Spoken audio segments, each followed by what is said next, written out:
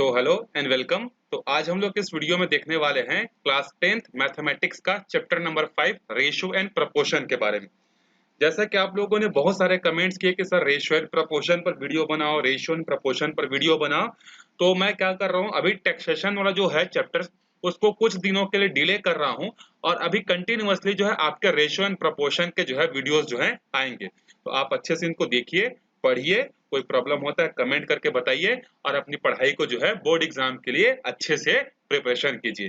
और याद रखिए कि मेरा वीडियो बनाने का पर्पस आप लोगों को मैंने स्टार्टिंग में ही बताया था कि जितने लोग वीडियोस को देख रहे हो उसमें से एटलीस्ट एक या दो या तीन लोग क्या करो, सीजी टॉप 10 में अपना प्लेस जो है फिक्स करने की कोशिश करो। तो उस हिसाब से आप अपनी पढ़ाई जो है तैयार रखो, क्योंकि अब मैं आपके लिए सोशल के भी वीडियोस ला रहा हूँ, साइंस के भी वीडियोस आ रहे हैं, मैथमेटिक्स के भी वीडियो आ रहे हैं। तो आई थिंक जितने आप लोग हार्ड सब्जेक्ट समझते हो उनके वीडियोस जो है कंटिन्यूअसली इजी वे में आपके पास अवेलेबल हो रहे हैं। तो आप ये मत सोचना कि ये सिलेबस इस मंथ है या अगले मंथ है, ये मत सोचो।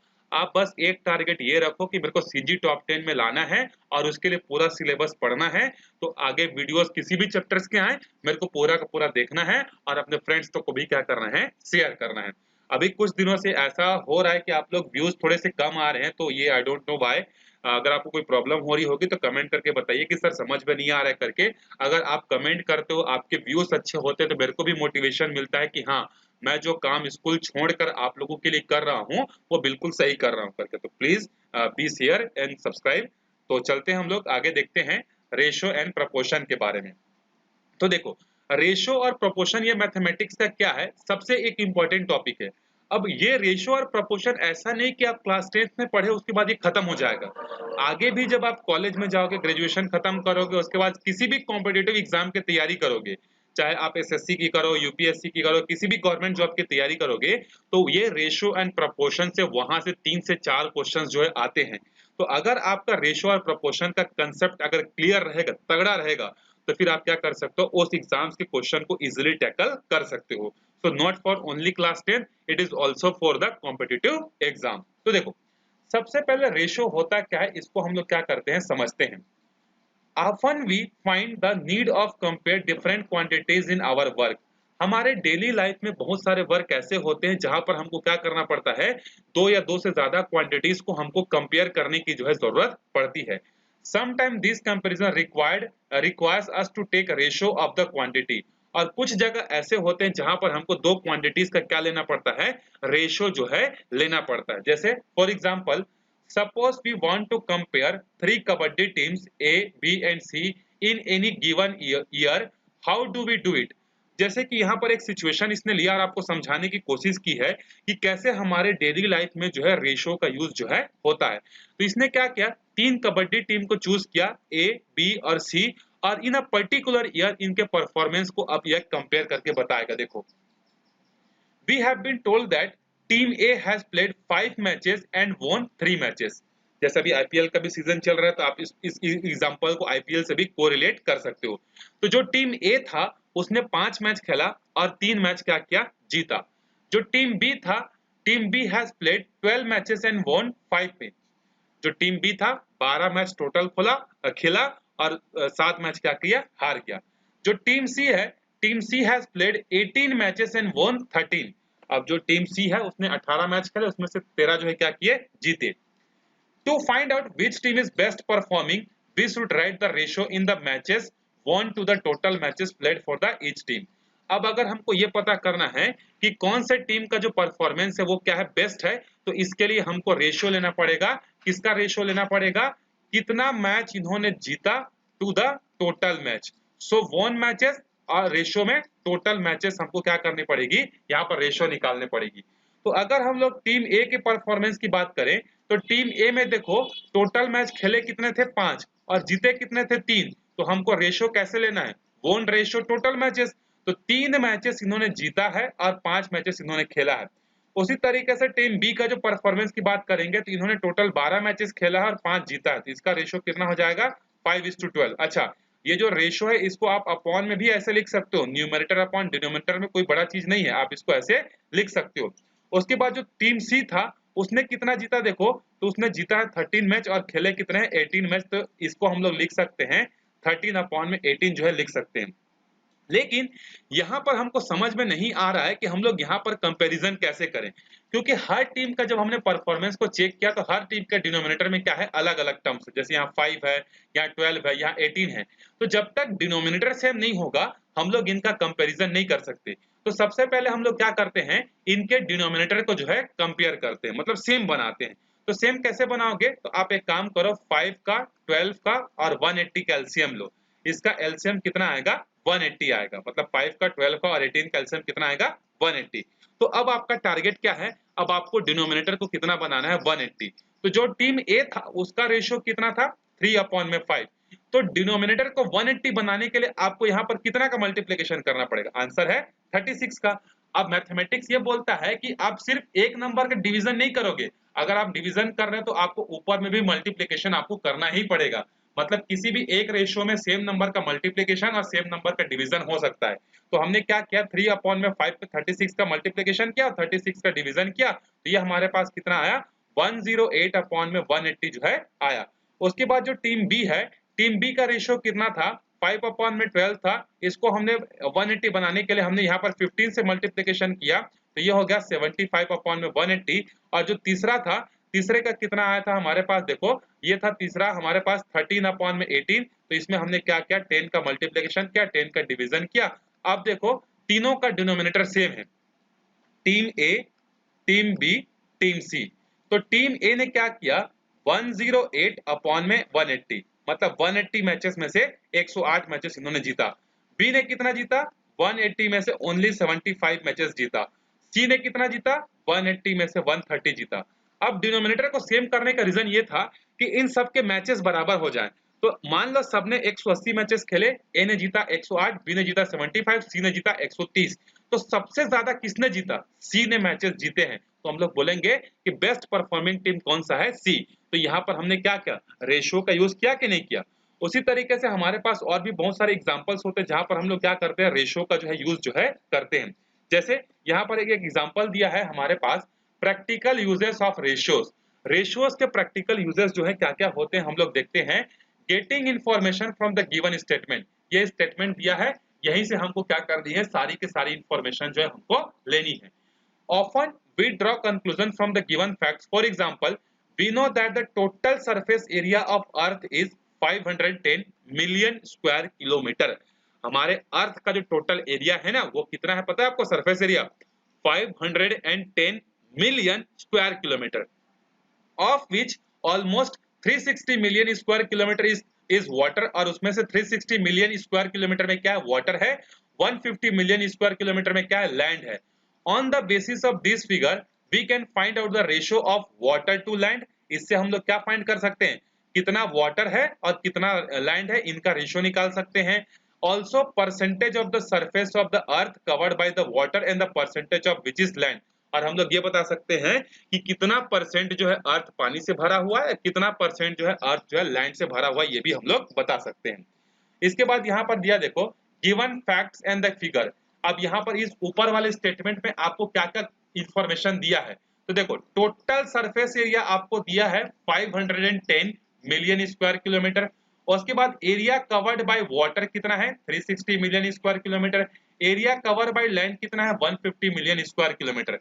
अब सबसे पहला हम लोग निकालते हैं ratio of water to the surface of the earth, land. मतलब वाटर रेशियो आपको क्या निकालना है, वाटर रेशियो लैंड निकालना है। तो वाटर कितना है देखो 360, और उसके बाद लैंड कितना है 150। अच्छा, यहाँ पर एक और चीज मैं आपको बताना चाहूंगा कि जब आप दो क्वांटिटीज का रेशियो निकालते हो तो दोनों क्वांटिटीज का यूनिट क्या होना चाहिए, सेम होना चाहिए। तो जैसे यहाँ पर देखो वाटर वाले में यूनिट कितना है, मिलियन स्क्वायर किलोमीटर है, और लैंड वाले में कितना है, मिलियन स्क्वायर किलोमीटर। तो दोनों का यूनिट सेम होना चाहिए, जब तक दोनों का यूनिट सेम नहीं होगा आप रेशियो नहीं निकाल सकते। 0 0 कैंसल, यहाँ बचा 36, यहाँ बचा 15। तो 5 3 जा 12 3 जा, तो ये कितना आया, 12 अपॉन में जो है 5 जो है आया। तो 12 रेशियो 5 क्या है हमारा, वाटर और लैंड का जो है रेशियो है। अब सेकेंड देखते हैं, ratio of area covered by water to the total area. अभी हमको निकालना है water ratio total surface area. तो देखो अब हमारे पास सेकेंड क्वेश्चन में क्या निकालना है, water to the total surface area. तो वाटर कितना था 360 था और टोटल कितना है 510 है। 0 0 कैंसिल हो जाएगा, 12 3 जार और 17 3 जार, तो 12:17। अच्छा, अगर आपको इसका परसेंटेज निकालना है तो परसेंटेज कैसे निकालोगे? तो आपके पास जो रेशियो है ना 360 अपॉन में 510, इसको 100 से मल्टीप्लाई कर दो, जो आएगा वो आपका रेशियो होगा। तो एक जीरो के साथ कैंसिल। अब इस पूरे को आपको क्या करना पड़ेगा? सिंप्लीफाई। 17 3 जा और ये हो जाएगा 120 जा। अब इसके बाद ये कितना आएगा? 1200 अपॉन में 17। तो 1200 अपॉन में 17 को जब आप सिंप्लीफाई करोगे तो ये आपका आएगा 70.58%। तो आप रेशियो से डायरेक्टली उसको 100 से मल्टीप्लाई करके आप क्या निकाल सकते हो? परसेंटेज भी जो है निकाल सकते हो। तो आई होप आपको ये समझ में आ गया होगा। अब एक एग्जांपल से इसको और समझते हैं, क्योंकि रेशियो एंड प्रोपोर्शन बहुत इंपॉर्टेंट है। तो पहले बेसिक पूरे एग्जांपल्स हम लोग समझ लेंगे अच्छे से, फिर एक्सरसाइज पर जो है हम लोग क्या करेंगे? जंप करेंगे। The performance of the state hockey team of Chhattisgarh in national level matches is shown below. देखो, हमारी छत्तीसगढ़ की क्या है? स्टेट हॉकी टीम का 3 साल का जो है परफॉर्मेंस जो दिया हुआ है। जैसे यहाँ पर 2016 का है, 15 का है, 14 का है। From the given data for 3 years, tell in which year did the team play best, explain giving reason. अब आपसे पूछ रहा है, आप इन डेटास को यूज करो और यूज करके बताओ कि किस साल हमारे छत्तीसगढ़ की टीम ने सबसे अच्छा परफॉर्मेंस जो है दिया है। तो देखो, सबसे पहले हम लोग निकालते हैं 2016 का। तो हम लोग परफॉर्मेंस निकालने के लिए क्या करेंगे? वॉन कितना मैच हुआ है और टोटल कितना मैच है, तो वॉन रेशियो टोटल निकालेंगे। तो पहले साल देखो 2016 में जो है 12 मैचेस खेले, 10 जीते, तो वॉन कितना है 10, टोटल मैच कितना है 12। ये कितना हो जाएगा? इसको हम लोग क्या लिख सकते हैं? 10 अपॉन में 12। अब हम लोग परसेंटेज निकालते हैं, जिससे ही तो हम लोग कंपेयर कर पाएंगे ना। तो एक तो तरीका ये है कि आप परसेंटेज निकाल लो, या दूसरा तरीका ये है कि जैसे पहले का रेशियो कितना आया 10 और 12 आया, ये कौन सा है? 2016 का। उसी तरीके से 2015 में इन्होंने कितना मैच जीता? 10 में से 7 मैच जीता। और उसके बाद 2017 में कितना जीता? उन्होंने जो है 11 में से 8 जीता। तो 2014 में जो है इन्होंने 8 मैच जीता और 11। तो एक तरीका तो ये है कि आप इनके रेशियो को सेम बना लो, जो 10 अपॉन में 12 है, 7 अपॉन में 10 है, 8 अपॉन में 11 है, इन सब का एलसीएम लो और इनके डिनोमिनेटर को सेम बना लो। एक तरीका ये है जो हमने ऊपर वाले एग्जांपल में किया था। और दूसरा तरीका क्या है कि आप इसको परसेंटेज के टर्म्स में निकाल दो। तो परसेंटेज के टर्म्स में निकाल लेते हैं। तो 10 अपॉन में 12 इसका परसेंट कैसे निकालोगे? 100 से मल्टीप्लाई कर दो। अब इन सबको सॉल्व करोगे तो ये कितना आएगा? 83.34। फिर उसके बाद सेकंड 2015 में कितना था? 7 अपॉन में 10, इसका परसेंटेज निकालने के लिए 100 से मल्टीप्लाई कर लेते हैं। ये आ जाएगा 70% आ जाएगा। ये जीरो कैंसल, 10 से 1 70%। उसके बाद अगला है 8 अपॉन में 11 इंटू 100, तो ये कितना आ जाएगा? 72.73। तो देखो, ये है 83.3%, ये है 70% और यह है 72.3%। तो सबसे अच्छा इन्होंने कौन से साल खेला है? तो आंसर है 2016 में, फिर उसके बाद 14 में, और सबसे गंदा खेला है इन्होंने इन तीनों के मुकाबले 2015 में। तो ये हमारा क्या है? क्वेश्चन का आंसर है। अब देखो, ये तो एक पैटर्न का क्वेश्चन हुआ। दूसरे पैटर्न का क्वेश्चन देखते हैं एग्जांपल 2 में। The water level in the river Mahanadi increased 5 inches per hour on an average in the month of the August, whereas it increases 3 feet per day on an average in this month of September।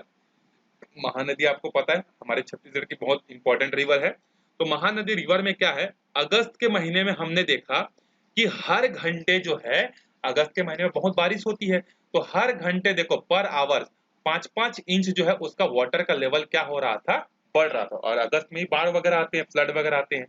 और सितंबर के महीने में हमने देखा कि एक दिन में 3 फीट हो रहा था, तो 3 फीट पर डे। अब यहाँ पर यूनिट्स पे ध्यान देना। आप देखो, इसमें है 5 इंच पर आवर और इसमें है 3 फीट पर डे।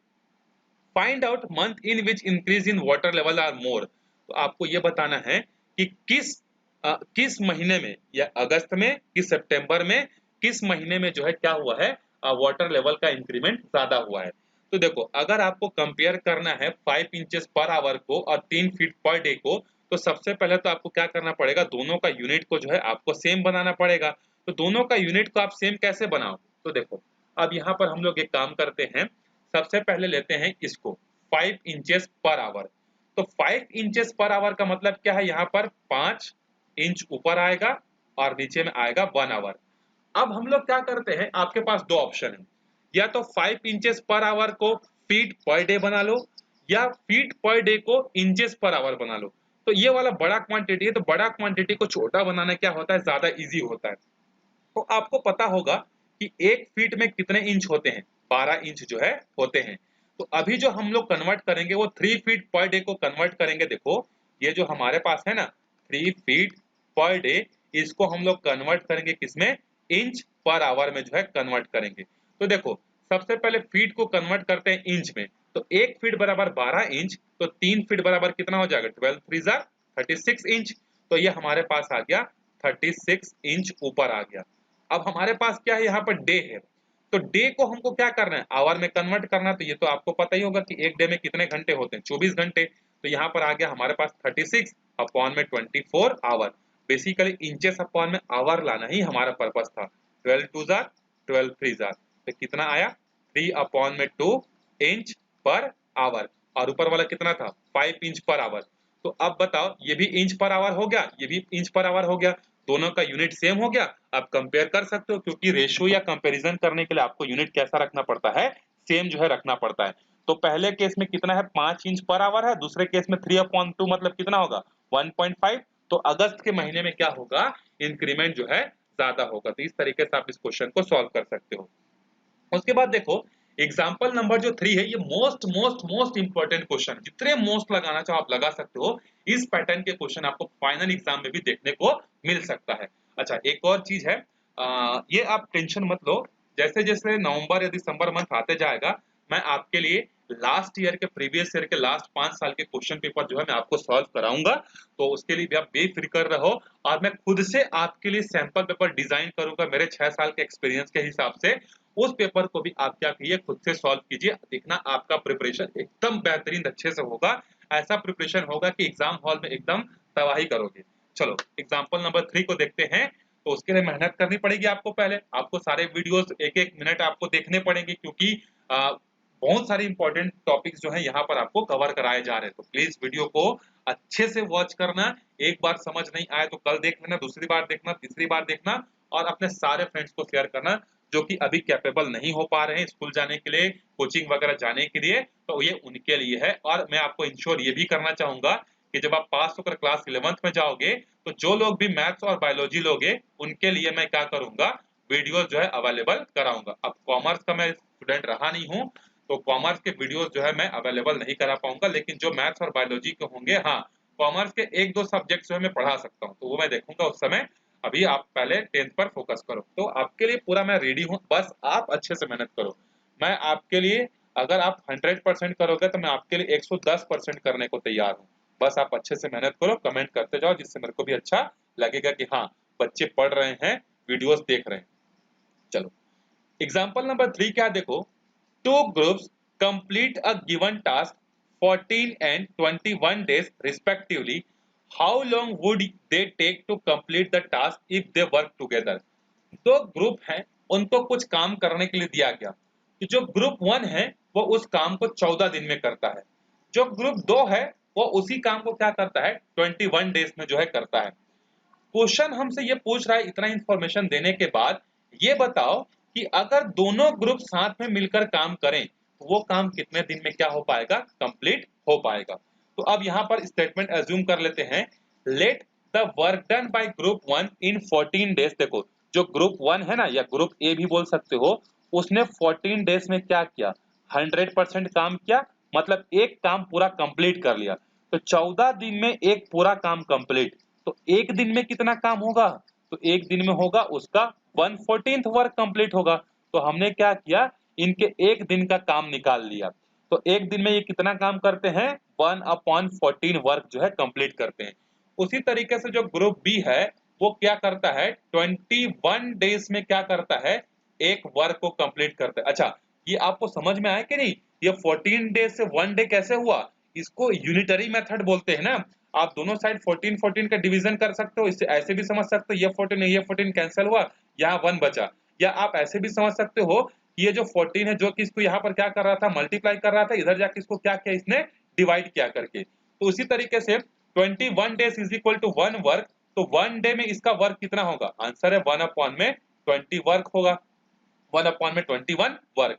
अब क्वेश्चन में बोला है कि दोनों मिलकर काम करेंगे, तो ग्रुप ए एक दिन में इतना काम करता है, ग्रुप बी एक दिन में इतना काम करता है। जब दोनों मिलकर काम करेंगे तो एक दिन में कितना काम हो पाएगा? आंसर है 1/14 प्लस 1/21। अब देखो 14 और 21 का जब आप एलसीएम लोगे तो एलसीएम कितना आएगा देखो। अच्छा, एक और शॉर्टकट तरीका मैं आपको बता देता हूँ एलसीएम लेने का। जैसे एलसीएम कैसे तुरंत पता करोगे, तो दो नंबर है आपके पास, दो या तीन नंबर हो, उसके लिए ट्रिक काम करता है।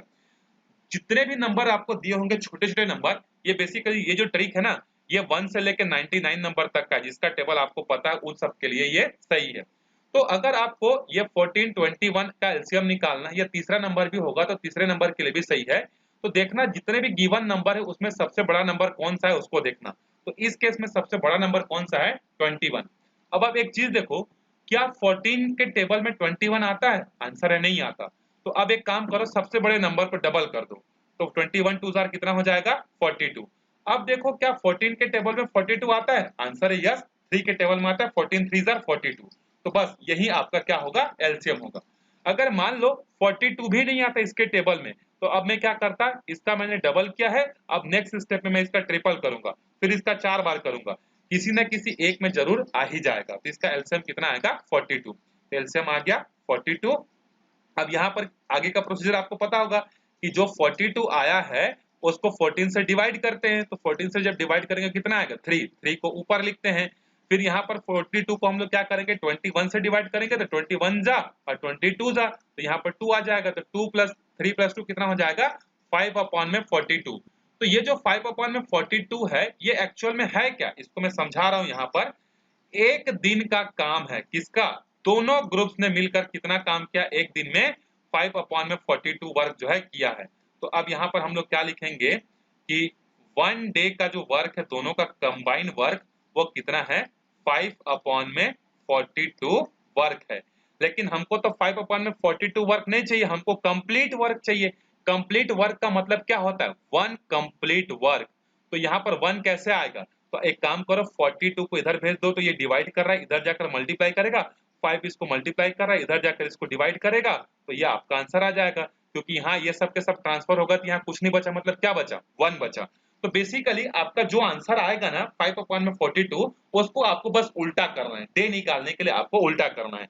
तो वो मिलकर कितने दिन में काम को कंप्लीट करेंगे? तो आंसर है 42 अपॉन में 5 डेज में मिलकर क्या करेंगे? उस काम को जो है वो दोनों टीमें मिलकर कंप्लीट कर लेंगी। अब ये प्रॉपर फ्रैक्शन है, आप चाहो तो इसको मिक्स्ड फ्रैक्शन बनाकर भी लिख सकते हो। 8 2 अपॉन में 5 करके जो है आप इसको लिख सकते हो। तो ये एग्जांपल्स के क्वेश्चन इतने ही थे।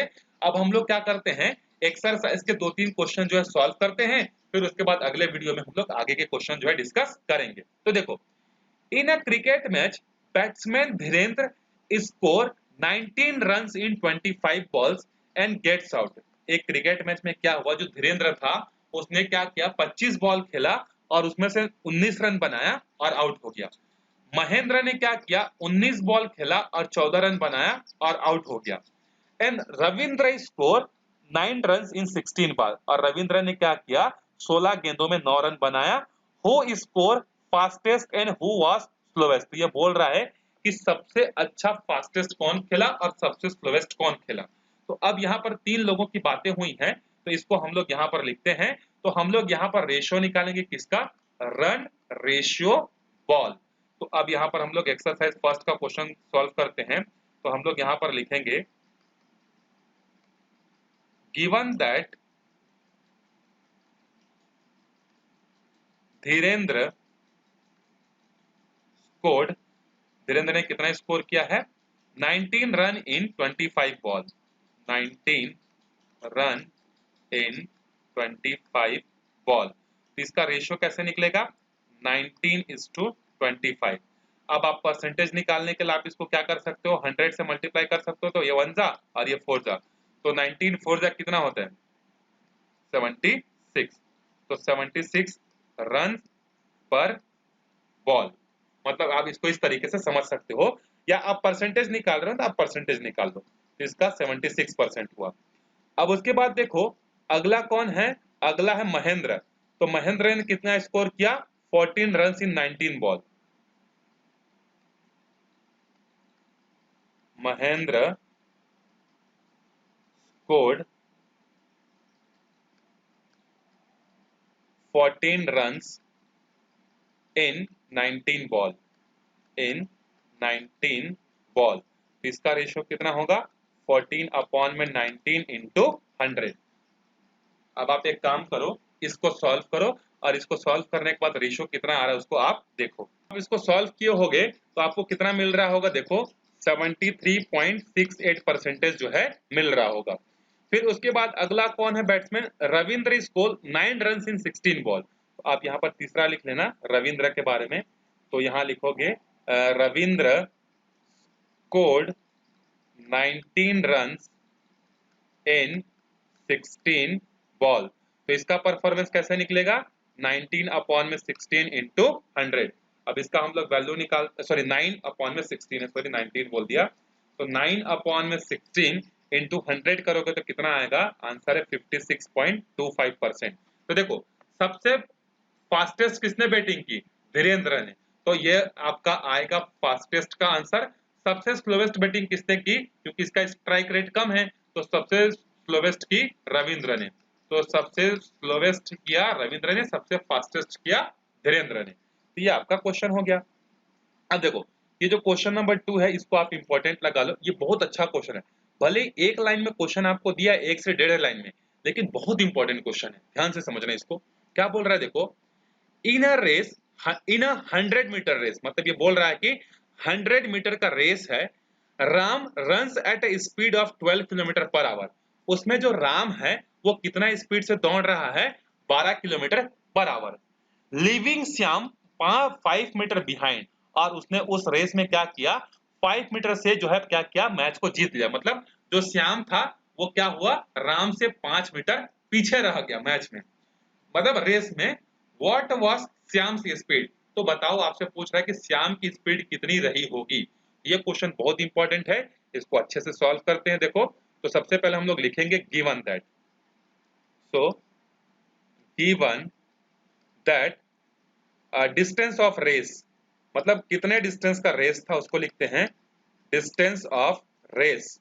तो कितने का था ये, 100 मीटर का रेस था।